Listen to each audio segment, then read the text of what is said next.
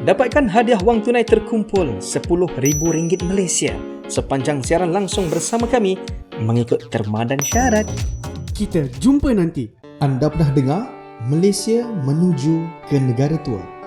Anda tahu apa maksudnya? Dah bersedia untuk menempuh ke alam warga emas? Ini yang perlu anda maklumi bersama kami di rancangan Selangor 3W.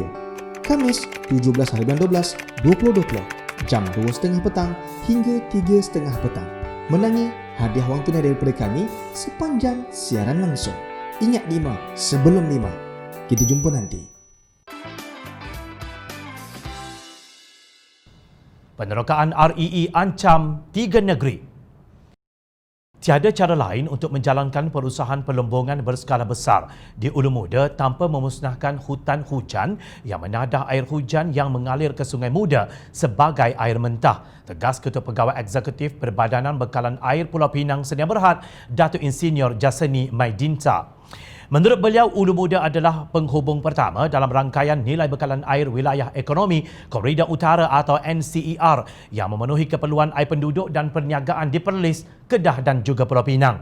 Kelulusan oleh Menteri Besar Kedah untuk permit penerokaan berskala besar di Ulu Muda akan menjejaskan bekalan air di 3 negeri utara Malaysia dan membahayakan bekalan air bagi 4.2 juta orang penduduk, katanya dalam satu kenyataan media. Dia berkata operasi penerokaan berskala besar di Kompleks Hutan Simpan Ulu Muda seluas 163,000 hektar itu akan melibatkan pembukaan tanah berskala besar di mana sahaja mineral tersebut dijumpai. Ujarnya penebangan pokok, perataan bukit, kerja mendirikan kuali besar dan menggali ke bumi akan menyebabkan kemusnahan besar di persekitaran hutan hujan. Pelombongan juga akan memberi kesan buruk kepada Sungai Muda, sumber air mentah yang strategik. Kira-kira 70% air mentah Perlis dan 96% air mentah Kedah datangnya dari Ulu Muda. Lebih daripada 80% air mentah yang diekstrak oleh PBAPP dari Sungai Muda di muka Saut Lahar Tiang di Pulau Pinang berasal dari Ulu Muda. Sebelum ini, pada 2 Disember 2020, Astro Awani melaporkan Menteri Besar Kedah Muhammad Sanusi Muhammad Noor menyatakan pentadbiran negeri itu telah meluluskan permit kepada sebuah syarikat untuk penerokaan mineral berskala besar yang dirujuk sebagai Rare Earth Elements atau REE di Ulu Muda, Sek dan juga Baling. Namun Jaseni menegaskan Ulu Muda tidak dapat terus berfungsi sebagai kawasan tadahan air semula jadi utama untuk 3 negeri di wilayah ekonomi Koridor Utara itu jika hutan hujannya ditebang, bukitnya diratakan dan lanskapnya dicalarkan oleh operasi pelombongan. Beliau memberi amaran bahawa potensi kerosakan kemungkinan akan kekal. Menurut Jaseni lagi, penerokaan REE di Ulu Muda pasti akan meletakkan perkhidmatan bekalan air untuk 3 negeri dalam bahaya. Beliau melihat ribuan perniagaan yang berusaha bertahan dan menghidupkan semula operasi mereka ketika pandemik COVID-19 ini akan dibebani dengan risiko yang tidak perlu.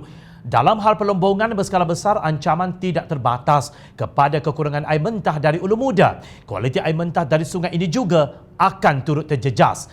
Beliau memberi 2 impak buruk operasi pelombongan berskala besar yang akan menghasilkan sisa toksik, serpihan dan tanah yang tercemar. Pertama, impak buruk terhadap alam sekitar dan kesihatan sukar untuk melupuskan produk sampingan. Kedua, mencemarkan dan kontaminasi sistem air permukaan di lembangan Sungai Muda. Oleh itu, beliau menyarankan agar Kementerian Alam Sekitar dan Air, Kementerian Tenaga dan Sumber Asli serta Majlis Keselamatan Negara memastikan bahawa Kedah tidak membahayakan keselamatan bekalan air negeri wilayah ekonomi Koridor Utara seperti Perlis, Kedah dan Pulau Pinang yang menyumbang sekitar RM147.8 bilion pada tahun 2019 dan mata pencarian 4.2 juta orang. Ketiga kementerian tersebut mesti bekerjasama untuk menghentikan usaha berbahaya ini dengan segera. Menteri Besar Kedah telah dengan mudah melupakan yang Ulu Muda adalah kawasan tadahan air terbesar dan terpenting di wilayah ekonomi Koridor Utara NCER, dakwa Jaseni. Mustahil tanah seluas itu dikorek tetapi tiada kesan kepada alam sekitar. Mungkin jika kita ikut imajinasi Doraemon, kesan bencana alam itu tidak akan terjadi.